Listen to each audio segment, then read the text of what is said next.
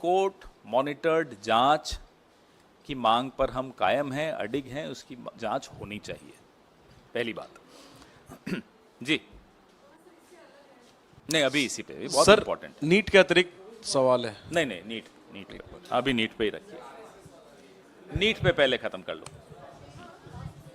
हाँ बात, हाँ पवन जी, हाँ, कल मैंने एक सवाल रखा था जिसके प्रॉपरली जवाब नहीं मिला कि एम्स के एक्स डायरेक्टर मिश्रा से लेके कोई सारे बड़े हस्ती इसमें शामिल है, मगर आप लोग किसी इंडिविजुअल का नाम ले नहीं रहे हो, उनके पनिशमेंट की ये नहीं कर रहे हो। सेकेंडली, आपका जो 5 डिमांड है, उस 5 डिमांड को अगर बिल्कुल ही ना माने तो आपके या इंडिया ब्लॉक की क्या प्लान है आगे एजिटेशन की? नहीं, हम बिल्कुल इसको हर स्तर पे उठाएंगे। अधिवेशन संसद का सत्र भी शुरू हो रहा है, हर स्तर पर इसको हम उठाएंगे और मजबूती से उठाएंगे।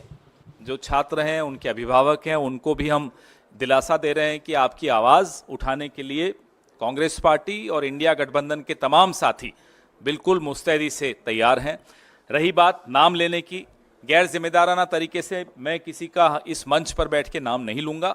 हमारे सवाल हैं, जांच होगी, जिसके नाम आने होंगे सामने आएंगे। अभी मुझे बताया कि रजिस्ट्रेशन बंद होने के 24 दिन बाद लिंक खोला, ये भी एक सवाल था। हजारीबाग के जिस सेंटर पर गड़बड़ी हुई वहाँ 8 टॉपर वहीं के हैं, तो ये लिंक क्यों खोला, ऐसे उदाहरण और किस किस सेंटर पर हैं, ये तमाम जानकारियां जांच से ही निकल कर आ सकती हैं। अभी तो एक आप जैसे किसी मुस्तैद साथी ने निकाल कर दिया, ये भी आप सर्कुलेट कर दीजिएगा। क्या हुआ? इंद्रेश कुमार कौन है? अच्छा सर पवन जी, सर आप ले रहे सवाल? अब माइक वाले से पूछ लेते, माइक वाले को पूछ लेते। माइक वाले, अगर माइक लेकर भी चुप रहोगे तो क्या फायदा माइक लेने? मैं तो आपकी इजाजत का इंतजार कर रहा था। तो सर, आरएसएस के नेता है इंद्रेश कुमार, बड़ा दिलचस्प बयान उन्होंने दिया है। उन्होंने कहा कि जो अहंकारी बन गए उन्हें 241 पर रोक दिया गया और जो राम विरोधी हैं वो 234 पर रुक गए, प्रभु का न्याय है। तो अहंकारी सीधे सीधे मोदी सरकार को, बीजेपी को कहा है, बीजेपी के बड़े नेता इंद्रेश कुमार ने, इस पर क्या जवाब है? हुजूर आते आते बहुत देर कर दी, अहंकार आज दिख रहा है आपको। मोहन भागवत जी की हमने कुछ टिप्पणियां भी सुनी थी पिछले हफ्ते या इसी हफ्ते शायद बोले थे। ये बीज तो आपने ही बोए थे, बोते बबूल हो, फिर वो बबूल वृक्ष बनता है, वृक्षासन करते हुए भी दिखता है। देखा था ना परसों वृक्षासन का ट्वीट आया था प्रधानमंत्री का। फिर आप सोचते हो उस वृक्ष से आम निकलेंगे, तो वो तो हो नहीं सकता। जब मणिपुर पे चुप थे प्रधानमंत्री, तब बोले क्या मोहन भागवत जी? उन्होंने याद दिलाया कि आपका ये राजधर्म है, आपको बोलना चाहिए। हाथरस पे जब प्रधानमंत्री की पार्टी जो कर रही थी आपके सामने था, तब बोले मोहन भागवत उनको, टेनी पे बोले हों, किसानों पे बोले हों, अग्निवीर पे बोले हों,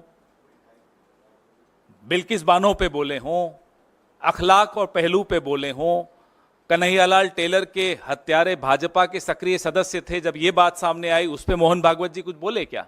अब बोलने से क्या फायदा? इंद्रेश जी हो या मोहन भागवत जी हो, कौन सुन रहा है? अब तो मोदी जी ने उनको अप्रासंगिक बना दिया है। और जो रही सही कसर थी 10 साल की, मोहन भागवत जी की चुप्पी ने उनको अप्रासंगिक बना दिया। जब आप अप्रासंगिक बन गए, अब आप बोलते रहिए, कौन सुन रहा है आपको? क्या कहते हैं वो, नक्कार खाने में तूती है, बनने दीजिए, कौन सुन रहा है?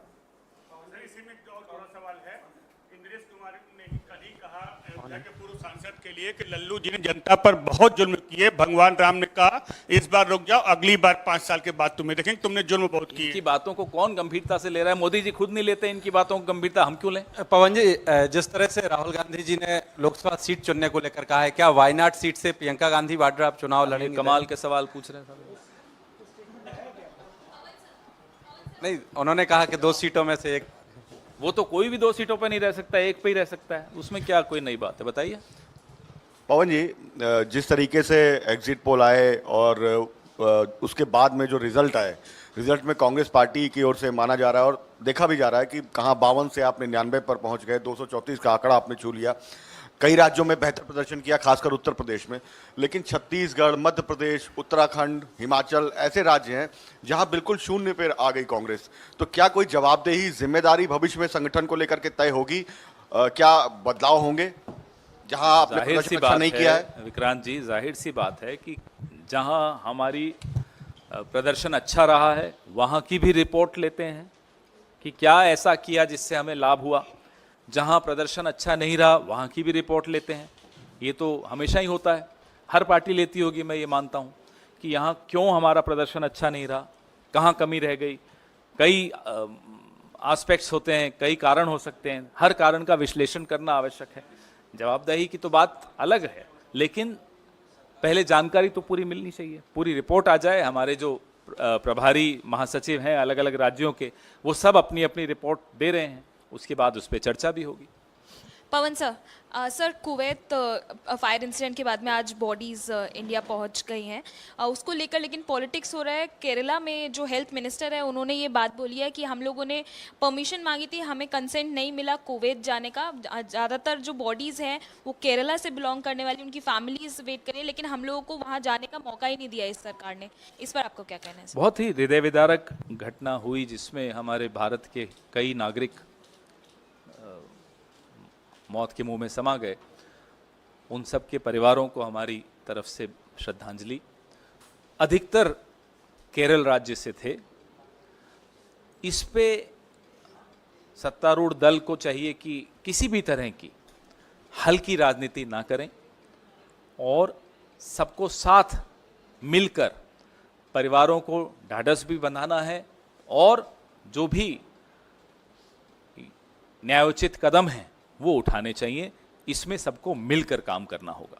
सर, जगन भुजबल का कहना है कि अजित पवार और एनसीपी को ब्लेम करना गलत बात होगी, क्योंकि बीजेपी उत्तर प्रदेश में भी काफ़ी सीट्स हारी हैं, ओवरऑल काफ़ी और जगहों पे भी हारी है, तो ये blame NCP Ajit Pawar faction को करना गलत बात है। अभी तो 2 दिन पहले मोदी का परिवार हटाने को कहा गया था, थोड़े दिन बाद एनडीए का परिवार हटने को कहा जाएगा। देखते जाइए क्या क्या होता है, आपको मनोरंजन बहुत मिलेगा। पवन जी, सर कांग्रेस और कपिल शर्मा बेरोजगार हो जाएंगे। सर, कांग्रेस के उच्च सूत्रों ने दावा किया है कि ये सरकार जो मौजूदा है बहुत पंगु है और जब चाहे विपक्ष इस सरकार को गिरा सकता है। कौन से क्या वो ये सूत्र सरकार हैं? किस मुझे तो नहीं, मेरे पास तो कोई स्टेटमेंट ऐसा आया नहीं। तो मैं मौजूदा आपकी सरकार इस के बात पे भविष्य को टिप्पणी लेकर आप कैसा क्या कर दूं? कहेंगे? भविष्य ऐसे को कैसे टिप्पणी कर दें? अब आज फ्राइडे है, संडे को थोड़ा हम फ्री होते हैं, किसी ज्योतिषी के साथ बैठ जाएंगे, जाके भविष्य भी बता देंगे आपको। माइक दे दो। 2 छोटे सवाल है सर। अभी एक बोला था, अब नहीं, 2 2 इसलिए कि एक याद आ गया। एनटीए के चेयरमैन के इस्तीफे की एक तो मांग आप लोग करते हैं कि नहीं, और दूसरा सवाल मेरा दिल्ली से रिलेटेड है। आप उस सरकार में के हिस्सा थे जिस वक्त टैंकर माफियाओं को लेकर पूर्व मुख्यमंत्री शीला दीक्षित पे हमला करती थी आम आदमी पार्टी। आज दिल्ली अभूतपूर्व जल संकट से गुजर रहा है।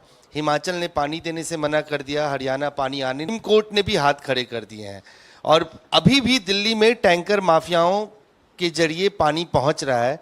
क्या कहेंगे सर? उस वक्त इसी टैंकर माफिया की वजह से उस वक्त की शीला दीक्षित सरकार की आलोचना की जाती थी। आपने 2 सवाल पूछे। पहला सवाल कि क्या हम एनटीए के चेयरमैन के इस्तीफे की मांग करते हैं? हम सुप्रीम कोर्ट मॉनिटर्ड जांच की मांग करते हैं। उसमें जिसका भी नाम आता है उसके खिलाफ जाहिर सी बात है कार्रवाई होनी चाहिए। और ये भी नहीं हो सकता कि मेरा कातिल ही मेरा मुंसिफ हो, वही जांच करें जिन पर जांच की मांग हो रही है, तो वो तो नहीं हो सकता।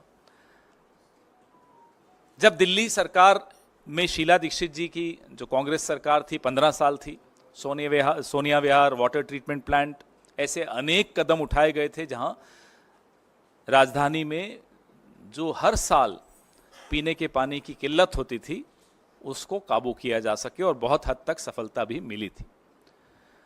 इसके बारे में जो विस्तृत बात होगी, मैं हमारे जो प्रदेश का नेतृत्व है, दिल्ली प्रदेश कांग्रेस कमेटी के देवेंद्र यादव जी हैं, उनसे आग्रह करूंगा कि आपसे जल्दी ही आपको संबोधित करेंगे।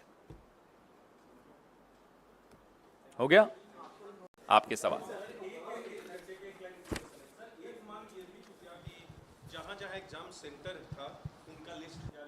बिल्कुल, जो टॉपर्स हैं, खास तौर पे जो ये अंक जो विनीत जी ने इकट्ठे किए हैं, इन अंकों को देखते हुए उन तमाम सेंटर्स की जानकारी जहां सबसे ज्यादा ऐसे उदाहरण मिलेंगे कि 720 में से 720 आ गए, और अगर आप प्रतिशत में देखेंगे तो